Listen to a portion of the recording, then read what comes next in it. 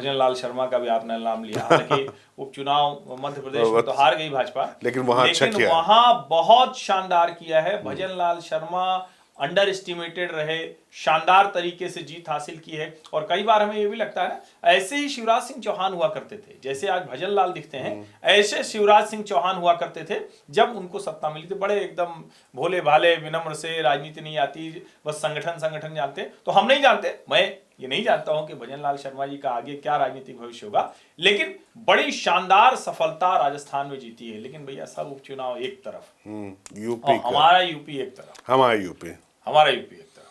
कुंदरखी में क्या हो गया?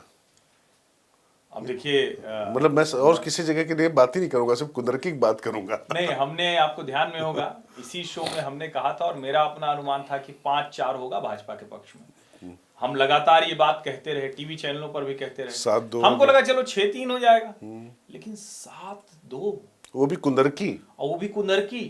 ये तो अयोध्या हो गया उनका। नहीं, अयोध्या नहीं हुआ, अयोध्या में तो कुछ ऐसा हुआ नहीं, वो तो ठीक है। यहाँ तो 1.25 लाख की जीत, और वो जो मुसलमान प्रत्याशी है समाजवादी पार्टी का, उसने कहा क्या था याद है आपको? उसने कहा था कि उसने कहा था कुत्ते के गले में सपा का पट्टा बांध कर खड़ा कर दोगे वो जीत जाएगा। तो मुसलमानों ने उसी को वो प्रत्याशी को कुत्ता बना दिया। हाँ, मतलब पट्टा हटा दिया, मतलब हटा ही दिया ना, मतलब नहीं, पट्टे सहित बांध दिया कुत्ते को। हाँ, यूं मान लीजिए कि उसको बांध दिया। अब 2 चीजें, एक तो ये कि हालांकि इससे कोई चुनाव पलटता है मैं नहीं मानता हूं, लेकिन कुंदरकी की ही बेटी है इल्मा अफरोज, शानदार आईपीएस ऑफिसर है। मैं निजी तौर पर नहीं जानता हूं, लेकिन जो ट्रैक रिकॉर्ड दिखता है, हिमाचल में जो समाचार मुझे दिखे कि एक कांग्रेस विधायक की पत्नी की गाड़ी का चालान करने पर उसको छुट्टी पर भेज दिया गया। इल्मा अफरोज पूरे चुनाव के दौरान कुंदरकी रही, कुंदरकी में लोग उसका सम्मान करते हैं। एक हो जाइए। दूसरी वजह, रामवीर सिंह जी हैं, ठाकुर हैं, और योगी जी ने कहा कि लोगों को धर्म जाति नहीं याद रही, गोत्र याद रहा। हाँ, वो जो तो जितने तुर्क 88,000, 77,000 सैयद, वो सारे धर्मांतरित हैं क्षत्रिय से। तो जितने राजपूत कन्वर्टेड ठाकुर थे उनको दिख गया भगवा में योगी आदित्यनाथ, और वो हमेशा वो दिखाई टोपी भी लगाते हैं, सब कुछ करते हैं, रामवीर जी टोपी भी लगाते हैं, अच्छे लगते भी हैं उसमें जो है। और बेचारे 3 बार से हार रहे थे, इस बार जीत गए। लेकिन इसका मतलब क्या हुआ?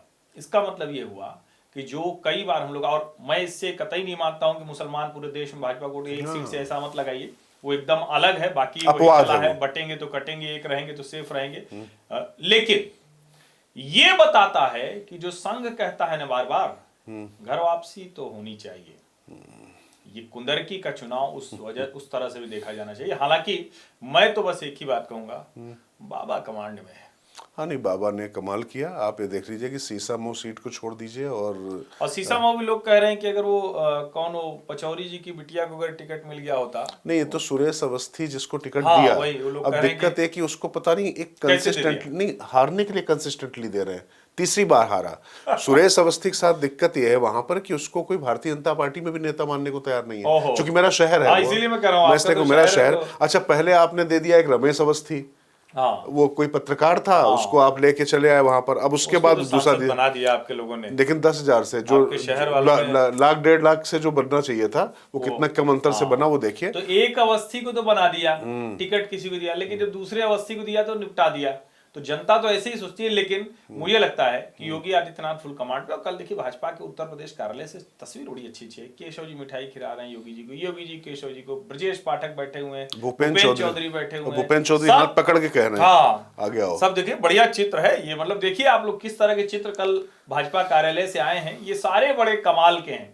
और मुझे लगता है कि अब उस चर्चा को भी फिलहाल पूरी तरह से विराम मान लें। ये जो रोज रोज कहते थे कि कौन क्या बदलाव होगा, क्या दिल्ली लखनऊ की लड़ाई है क्या?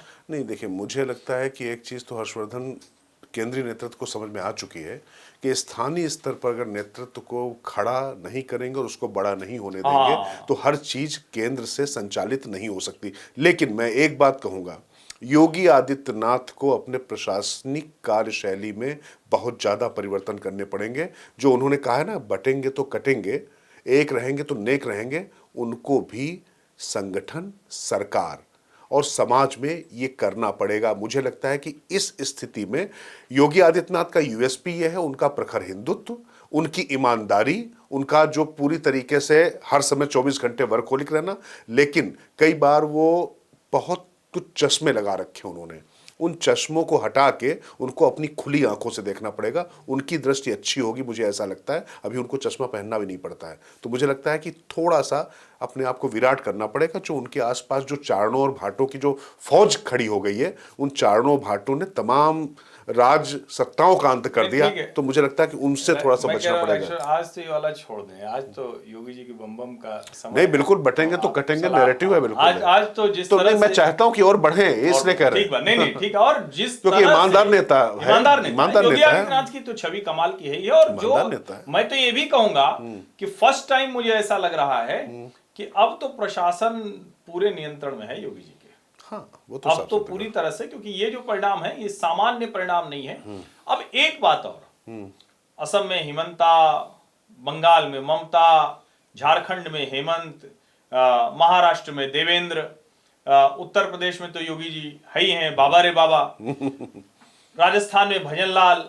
एक तरह से कहें तो जनता स्थिरता की तरफ भी थोड़ा जाती है। उसका ये नहीं है कि अच्छा चलो सरकार पलट ही देंगे। तो ये जो कम्युनिस्ट माइंडसेट था देश से, वो भी खत्म हुआ कि जो सत्ता में है वो सब खराब ही है।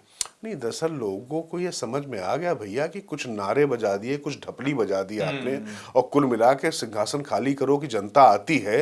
लेकिन यहाँ कोई सिंहासन, जनता को पता है कि सिंहासन पर कौन बैठेगा हम तय करते हैं, और हम उसकी अपनी बाध्यताएं, तो समय समय पर वो अपनी ताकत दिखा देती। लेकिन मैं एक सबसे महत्वपूर्ण बात जो कहना चाह रहा हूं, मुझे लग रहा है कि हर जगह जनता ने दंभ और अहंकार को जवाब दिया। बिल्कुल बिल्कुल ठीक बात है। महाराष्ट्र में महाविकास अघाड़ी के नेताओं का दंभ, अहंकार और भाषा, दूसरी तरफ महायुति के नेताओं की विनम्रता।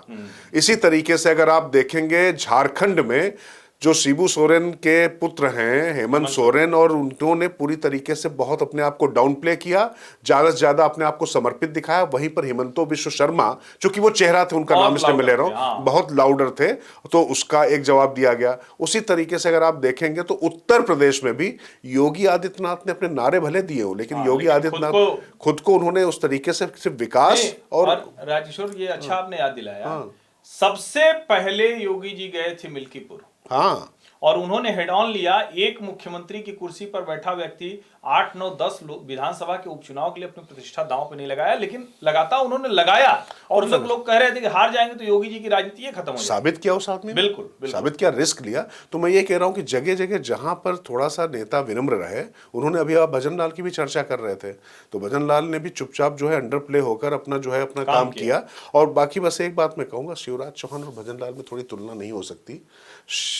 शिवराज जी एबीवीपी से लेकर भाजयुमो तक के राष्ट्रीय अध्यक्ष तक रहे थे, जनरल सेक्रेटरी थे, और पार्लियामेंट्री बोर्ड में सेक्रेटरी तक हुआ करते थे। नहीं, ठीक बात तो है। एक्सपोजर का जहां तक मामला है, हाँ नहीं, निश्चित तौर पर भजनलाल शर्मा, देखिए पार्टी में कोई कार्यकर्ता कहां से कैसे क्या कर जाता है वो अलग बात है, और तमाम लोगों ने साबित भी किया। मैं नहीं कहता हूं कि किसी को नहीं होना चाहिए, लेकिन मैं कह रहा हूं कि ये जो तुलना है ना, कि पर्ची से मुख्यमंत्री बनाने वाली जो परंपरा है वो नहीं होनी चाहिए। दरअसल महाराष्ट्र में मैं बिल्कुल नहीं देखना चाहता, मैं बिल्कुल बता दूं।